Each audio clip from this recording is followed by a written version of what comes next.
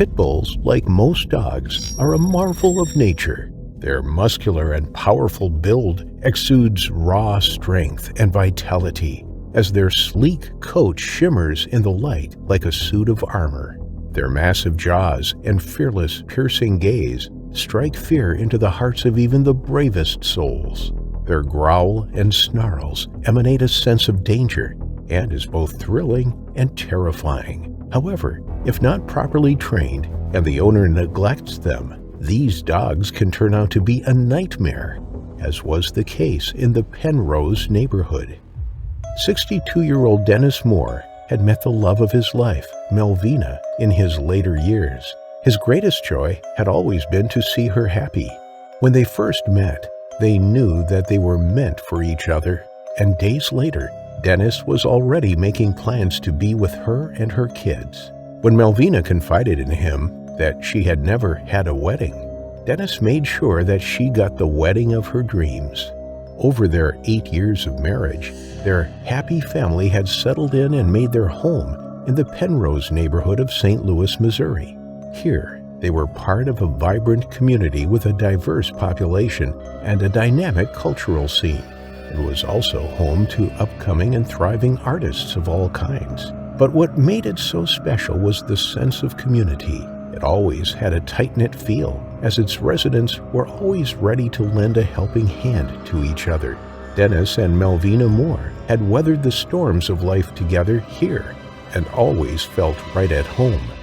Dennis, a retired landscaper, was a gem to his community. Despite being retired, he still made time to manicure the lawns and gardens of his neighbors at no cost.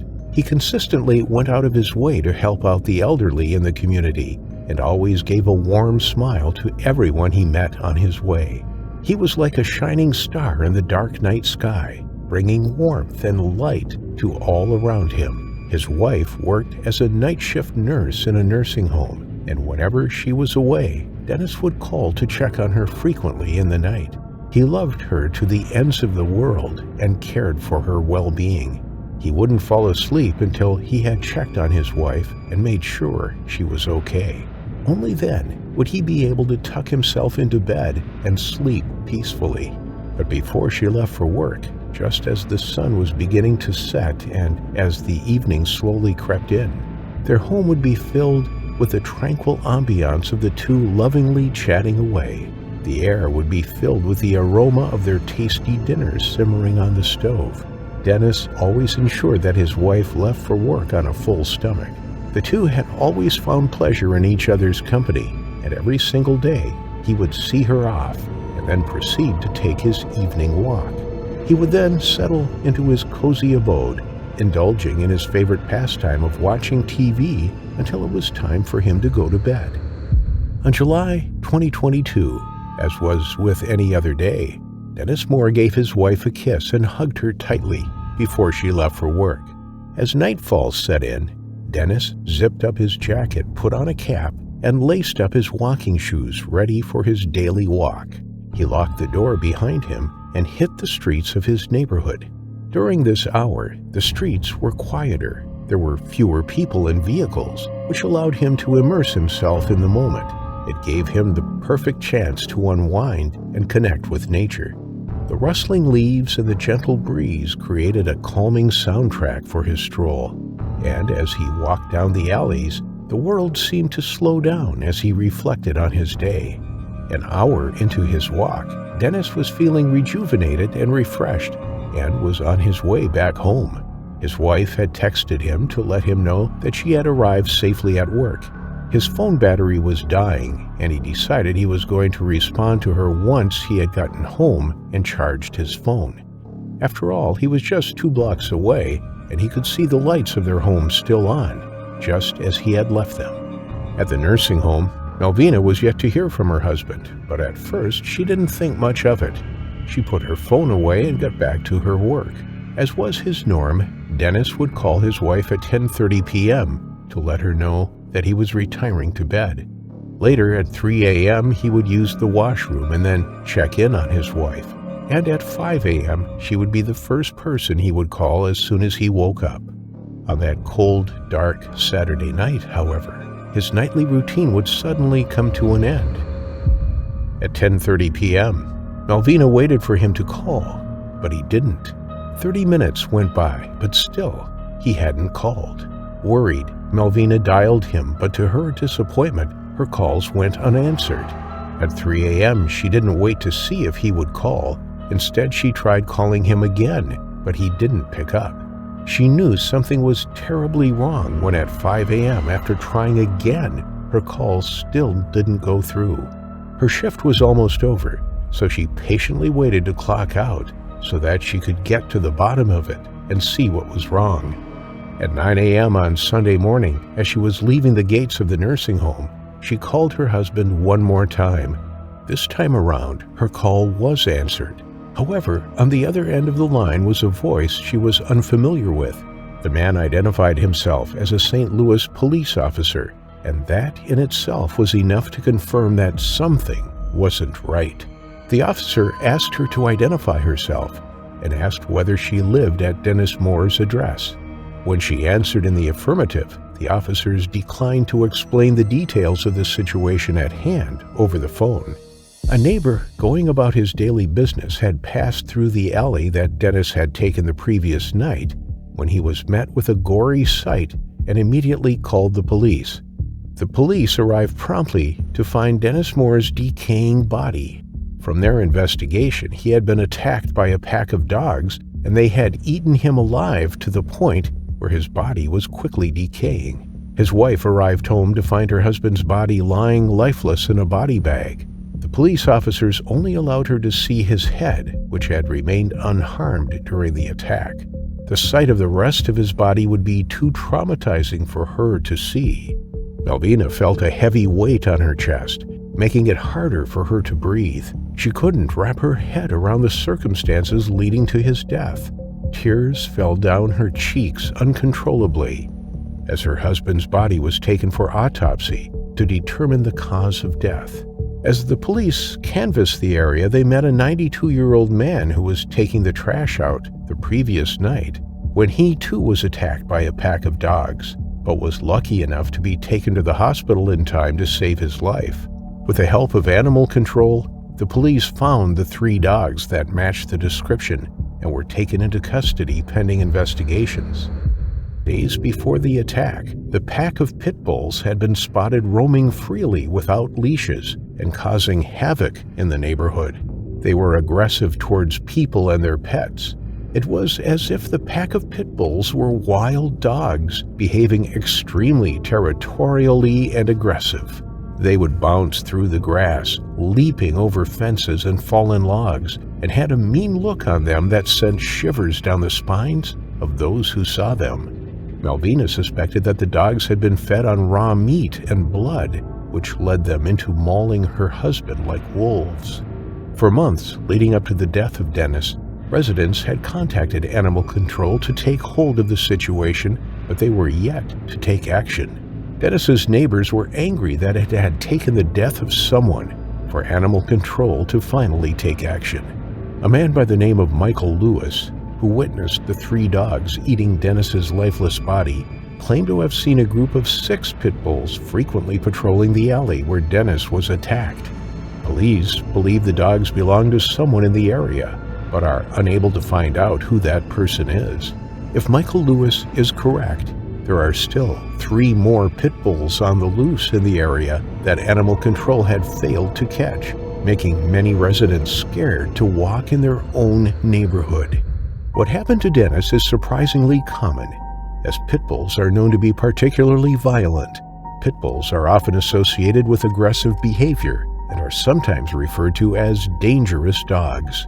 This reputation has led to breed-specific legislation in many parts of the world that restricts or even bans ownership of pit bulls.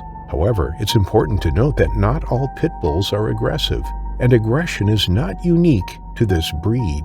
Like all dogs, pit bulls can display aggressive behavior if they are poorly trained, mistreated, or socialized improperly. Factors such as genetics, early life experiences, and environment can also play a role in a dog's behavior. Many pit bulls are friendly and affectionate pets. and there are numerous examples of pit bulls serving as therapy dogs, search and rescue dogs, and even police dogs. If a pit bull displays aggressive behavior, it is often the result of poor ownership rather than an inherent characteristic of the breed. Pit bulls, like all dogs, require proper training, socialization, and care to ensure they grow up to be well-behaved and non-aggressive. An owner who fails to provide adequate socialization, training, and care for their pit bull can contribute to the development of aggressive behavior. A dog that is mistreated, neglected, or abused may become aggressive in response to its circumstances. It's also important to note that some owners intentionally encourage aggressive behavior in their pit bulls, either through neglect or through training methods that involve physical abuse or promoting a tough image for their dog. This can include encouraging the dog to be territorial or protective, or even participating in illegal dog fighting. Despite finding 3 of the 6 pit bulls that killed Dennis, until they find the owner of these pit bulls, the neighborhood will never be free of vicious dogs, and anyone walking the streets could meet their unfortunate final affliction. A wolf-dog hybrid is the offspring of a wolf and a dog, bred either intentionally or by mistake, but their temperament can be challenging, not fully wild and not fully domestic. Wolf hybrids can be unpredictable, difficult to train, and aggressive.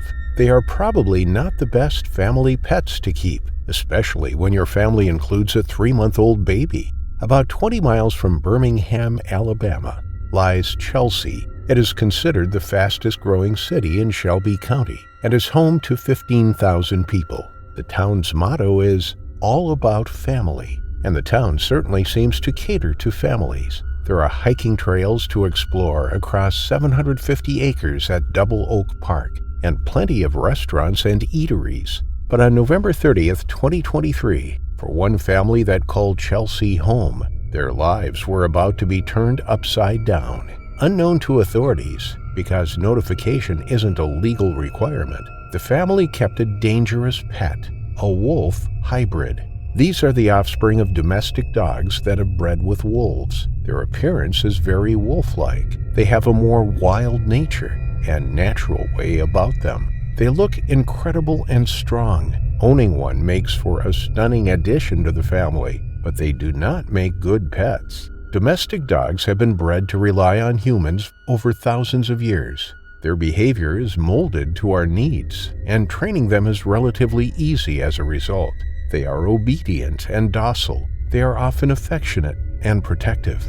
In comparison, wolves are not adapted to living with humans. They are independent animals that can be difficult to train and certainly difficult to predict. Although they may look like a fearsome wolf, wolves by nature tend to be shy animals, and so wolf hybrids don't make good guard dogs, which is one of the reasons people mistakenly buy them. They can be dangerous when humans don't understand their needs and don't provide adequate care. One standout difference between domestic dogs and wolves is their maturation age and social hierarchy. When a wolf reaches maturity, anywhere from 1 to 4 years old, it will begin to assert itself in the pack, trying to climb the ranks and make its presence known. It will fight with other members of the pack and can attack more submissive family members. When a wolf hybrid is taken into the family home, the humans in that home become its pack, and its innate aggression can therefore be directed at people.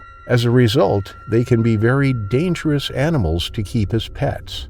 On November 30th, 2023, in Chelsea, a 3-month-old boy had momentarily been left on the floor of the family home. He was having some tummy time, whilst his parents popped into the kitchen to fetch some food. The baby lay there helplessly. He wriggled his legs, kicking them out behind him. His head bobbed up and down, and he looked up at the wolf-dog hybrid staring at him. He was clearly a helpless individual that posed no threat to the dog, but the wolf dog had other ideas. He stood up from the corner of the room and trotted over to the baby. Suddenly, the parents heard some growling followed by high-pitched crying.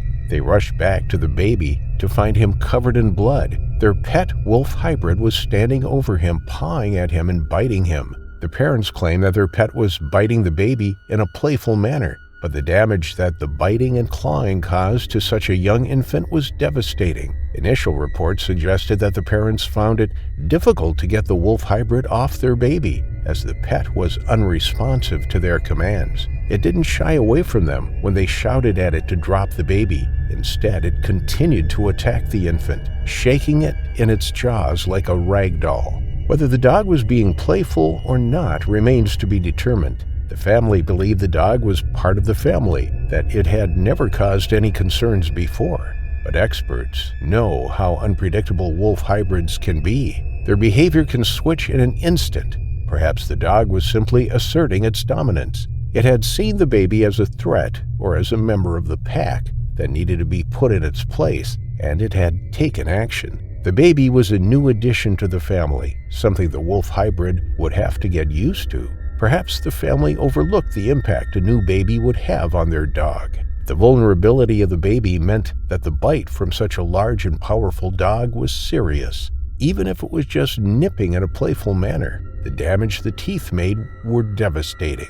The force from the bite could deliver a powerful blow, and the baby was certainly no match for the animal. When the dog finally released the 3-month-old, the parents rushed over to him, and his mother scooped him up in her arms. He was in bad shape. It was a terrible thing for his parents to have witnessed, and now they prayed that he pulled through. They made a desperate call to the emergency services, and they were dispatched to the location.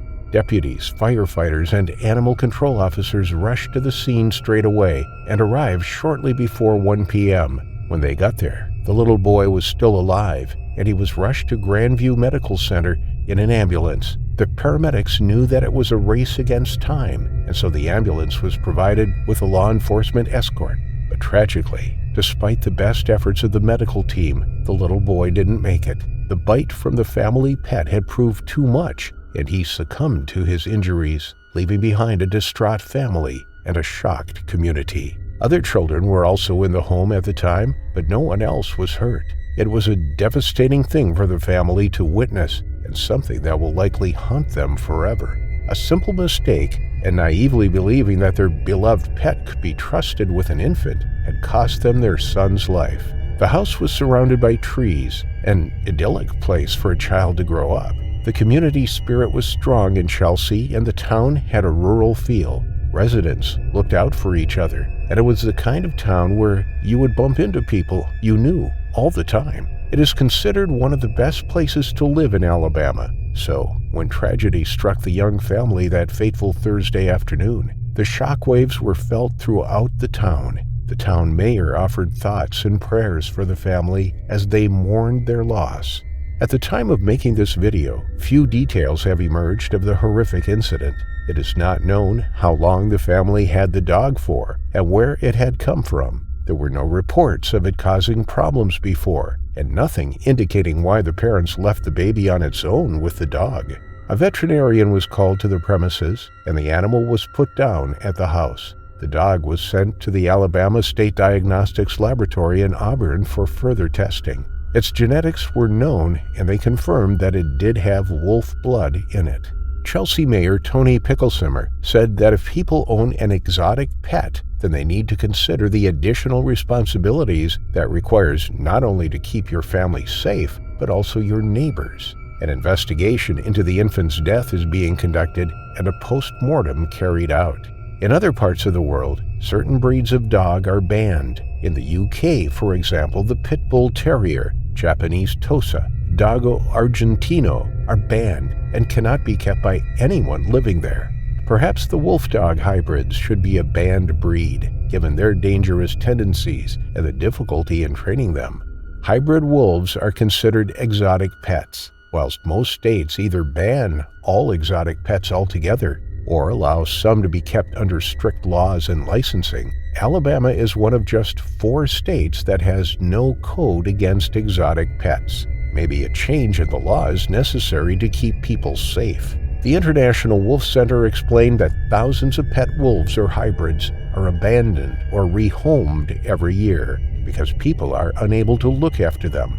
Owners are unaware of their wild nature and unpredictability. They require significant mental stimulation, otherwise they can develop destructive and sometimes aggressive behaviors. This was a truly tragic incident that could have been avoided if hybrid pet owners were made aware of the dangers of keeping a semi-wild predator under their roofs. Unfortunately, this won't be the last wolf hybrid attack on pet owners as long as the laws allow these animals to be pets. Their unpredictable and wild nature will almost certainly lead to another innocent person's terrifying final affliction.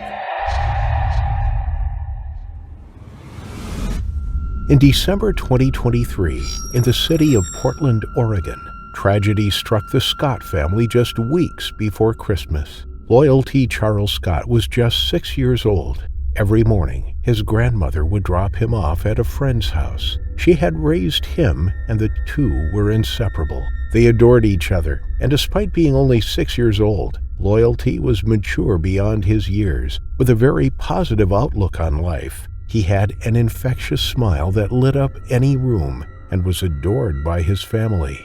The friend Loyalty was dropped off with was a woman called Coco Miller. She and Loyalty's grandmother had known each other since they themselves had been at school. Loyalty's family trusted her implicitly. But Coco owned a company called Canine Protection, and she also owned 3 dogs with her husband, which she kept at the house. 2 of them were massive mutts. They were Great Dane Mastiff crosses, both large and capable of delivering a fatal bite. Although neighbors considered the dogs friendly, Coco never allowed Loyalty to see them. They were deemed too dangerous. She believed everything was under control, though, because they were always kept in the garage, and the 6-year-old boy knew never to go into the garage. Each morning, Coco would take Loyalty to school. It was an arrangement that had worked all year, and she gladly took the young boy to Glen Fair Elementary School, just 3 miles away in the Reynolds School District. He was in the 1st grade and enjoying his time with his classmates. He was a very positive young boy. He looked for the good in every situation, and it was rare to see anything other than a big smile across his face. But something went terribly and tragically wrong that December morning. When Loyalty's grandmother dropped him off at Coco's, she had no idea that she would never see him alive again. As Coco and Loyalty were about to leave Coco's home at around 7:30 a.m. on December 5th, 2023, Coco stepped into the garage. She went to feed the dogs and make sure they were all right before leaving for the morning. Loyalty dutifully waited inside the house as he always did. But the little boy wanted something that morning. Nobody knows what, but instead of waiting for Coco to come back in from the garage, he went to find her. Perhaps he was curious to find out exactly what was on the other side of the garage door. Maybe he had a question he wanted to ask Coco, or maybe he thought she had got into the car and was waiting for him. Whatever his thoughts, the 6-year-old had clearly forgotten about the dangers of entering the garage. But who can blame a 6-year-old for such a mistake? It turned out to be a fatal mistake. He walked up to the door that led to the garage and turned the door handle. The door opened just a crack, and immediately Coco looked up. But she wasn't the only one to notice the small boy standing there. Her 2 enormous Great Dane Mastiffs immediately turned their heads, and without warning, one of them ran at the boy. He screamed as it launched itself on top of him. It completely dwarfed the 6-year-old, flattening him to the ground. Its sharp teeth cut deep into the youngster's flesh. He screamed, and Coco tried to intervene. She yelled at her dog, but she had absolutely no control of it. It didn't respond to its owner's command. It was as though it was deaf. She was powerless to stop the attack. Then, the second dog, seeing the intensity of the fight, joined in too. Coco tugged at the 2 dogs, trying desperately to pull them off the young boy. Kicking, punching, and screaming, Coco did everything she could to save young Loyalty, but nothing was working. Then she reached for her gun, but as she did so, the dogs finally released the boy before she could squeeze the trigger. However, the damage was already done. It hadn't taken much from the enormous hounds to kill such a small boy. He had stood no chance against them.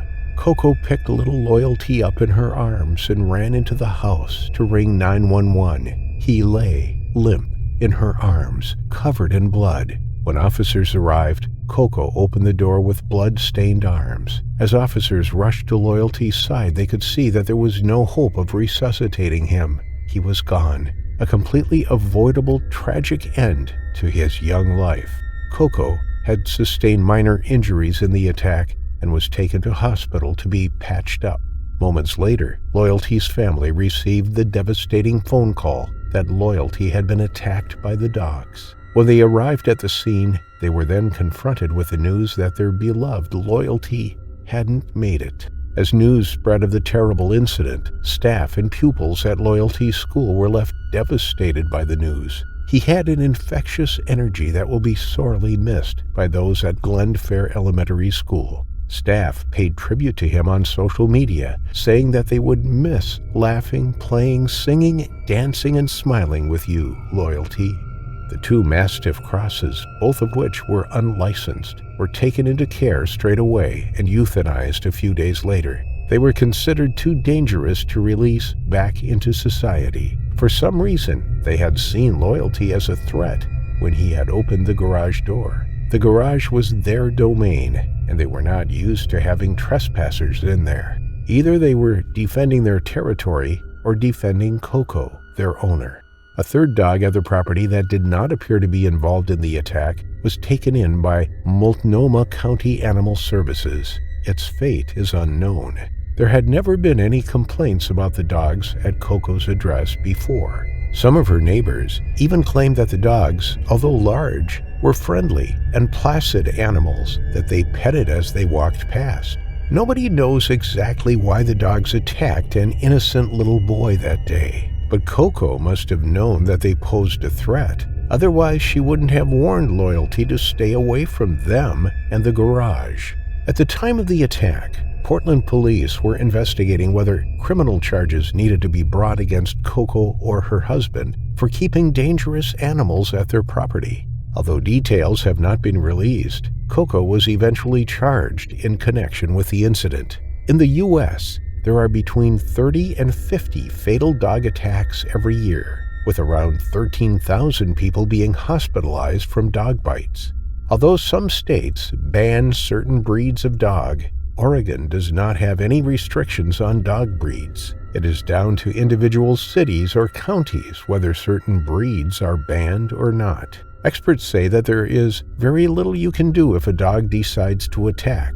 If the dog is small enough, then you can fight back, going for the vulnerable areas like the eyes and using your weight to subdue the dog. But if it is much bigger and more powerful like a German Shepherd or Rottweiler, then curling up into the fetal position and protecting your neck, head, and underside is a priority. The Portland Police Department kindly offered to pay for Loyalty's funeral expenses. They themselves had been affected by the shocking incident and felt like it was the least they could do after Loyalty Charles Scott's terrifying final affliction.